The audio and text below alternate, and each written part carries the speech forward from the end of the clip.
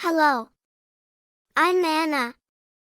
Today I will read you the story of Woodcutter's son and the forest genie. A poor woodcutter lived with his 3 sons by the edge of a forest. Of course, they had to pay rent to the forest owner for cutting wood there. All their income came from selling the wood they cut in the city. The woodcutter was getting old. One day, he said to his sons, "My children, I am very tired now. I can no longer go to the forest. But you have all grown up. Each day, one of you should go to the forest and earn our bread." The next day, the oldest son went to the forest. He sharpened his axe and was about to chop down a big oak tree when suddenly, from the fog, a scary genie appeared. "I am the genie of this forest. How dare you chop my tree?" the genie asked. The oldest son was very scared. Without taking his axe or his bucket, he ran back home. His father was very angry and said, "Is this how I raised you? A coward? Why didn't you say, 'This is our forest'? My father pays rent to the owner for cutting wood here. Shame on you." The next day, the middle son went to the forest. But when he started cutting the tree, the genie appeared again. He ran so fast, he didn't stop until he was home. On the 3rd day, the youngest son's mother packed his bag and sent him to the forest. When he struck the first blow with his axe, the ground shook and the genie roared like thunder.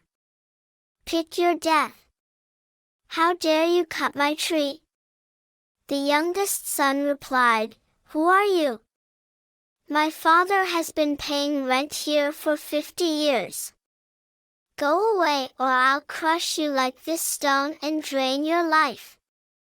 As he said this, he squeezed his cheese and let the juice drip out.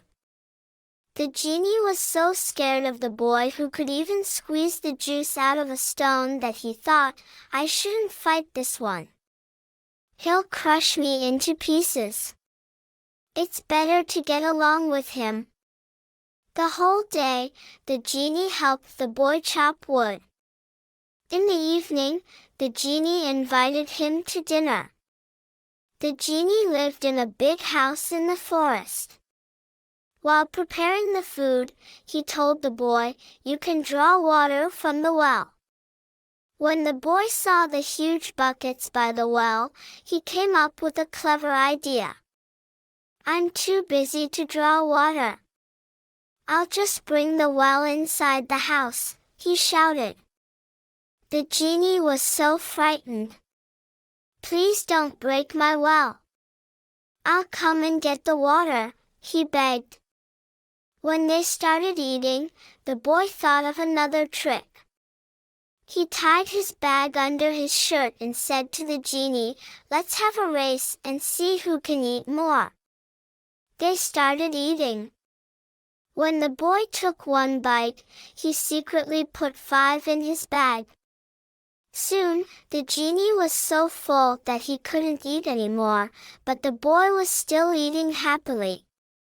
"It looks like you're full, my genie friend," the boy said. "If you want to keep racing, we need to open up your stomach and empty it."